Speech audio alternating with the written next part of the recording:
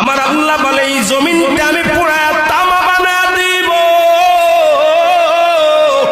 এই জমিনের মধ্যে যত পানি আছে পানিগুলো আমি আল্লাহ পুরায়া ছাই বানায়া দিব।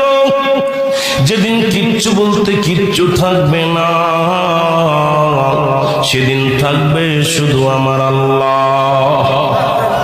আজকে কার জন্য সুদ খাও, কার জন্য ঘুষ খাও, কার জন্য ব্যভিচার করো, কার জন্য অন্যায় করো রে মন, কার জন্য তোমরা এত বাদই করো।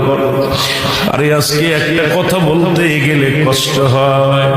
এই জমিনটা আল্লাহ পুরায়া তামা বানায়া দিবে। এই জমিনের মাটিগুলো পুড়ে হবে তামা। এই জমিনে যত পানি আছে পানিগুলো পুড়ে হবে ছাই। এই দুনিয়ার মধ্যে কিচ্ছু যেদিন থাকবে না, ওই তুরস্কের কত বাহাদুর, কত টাকাওয়ালা মিনিটের মধ্যে